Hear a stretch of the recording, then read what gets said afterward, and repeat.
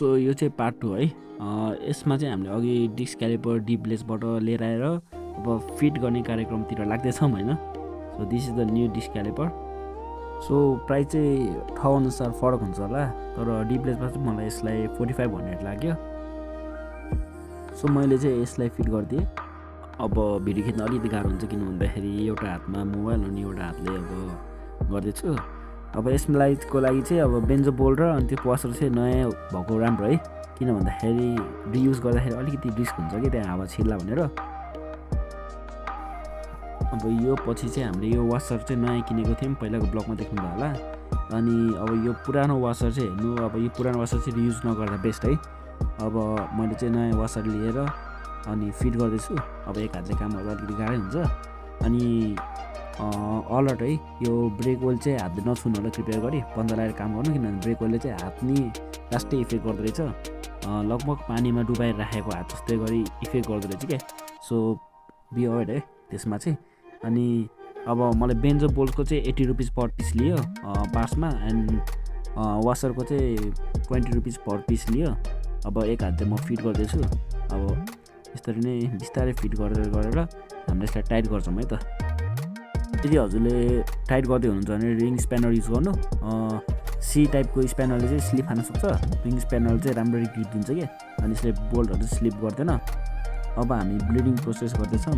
अब यहाँबाट चाहिँ हामीले अब क्यालिपरभित्र भएको हावा सबै निकाल्दैछौँ पाइपबाट हेर्नु है त।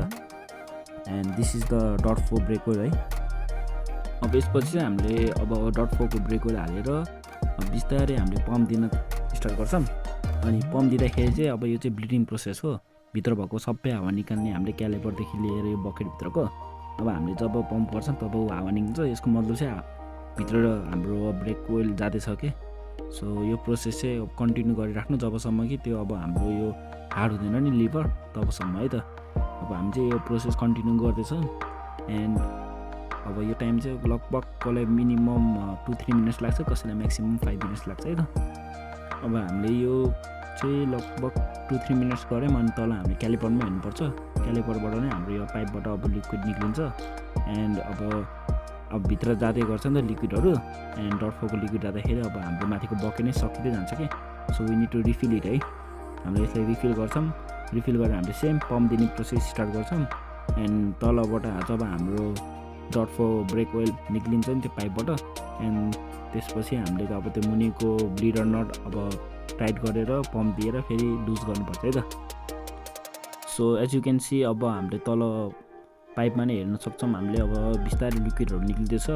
अब लिक्विडसँग त्यहाँ बबल्स पनि निक्लिन्छ है, त्यसको मतलब हावा जुन हाम्रो क्यालिपरभित्र हावाहरू हुन्छ नि त्यो हावा चाहिँ निक्लिँदैछ। त्यसरी नै हामीले यसरी नै पम्प गर्दै जान्छौँ। एन्ड अब अहिले चाहिँ थोरै बबल्स देख्नुभयो होला, अहिले एकैचोटि धेरै देख्नुहुन्छ, जस्तो कि अब आउँदैछ बबल्सहरू धेरै नै। अब यसरी नै हामीले बबलहरू सबै निकाल्नु पऱ्यो, जसको मतलब हामीले हावा क्यालिपरमा हावा फ्री के बनाउँदैछौँ। अब एक थोपा या अलिकति मात्रै हावा भए पनि हाम्रो ब्रेक चाहिँ स्पन्जी टाइपको हुन पनि सक्छ, अनि ब्रेक राम्ररी लाग्न सक्दैन। सो यो प्रोसेस चाहिँ राम्ररी नै गर्नुपर्छ है हामीले। अब यो हामीले यो प्रोसेस गर्दाखेरि अब मुनिबाट लिक्विड निक्लिरहेको हुन्छ, त्यही भएर माथिबाट हामीले टपअप चाहिँ गरिराख्नुपर्छ है। अब बकेट सक्यो भने फेरि हावा छिर्न सक्छ, त्यही भएर बकेट चाहिँ फिल गरिराख्नुपर्छ। अनि अब एज यु क्यान सी है, अब हामीले बकेटबाट नै हावा निकाल्दैछौँ माथिबाट नि, अनि तलबाट नि निक्लिँदैछ नि त हावा।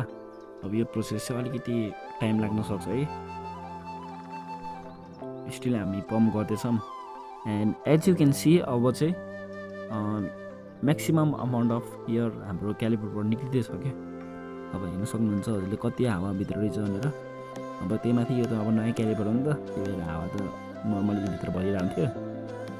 अब यस्तै निक्लिएछ कि पम्प गर्दाखेरि।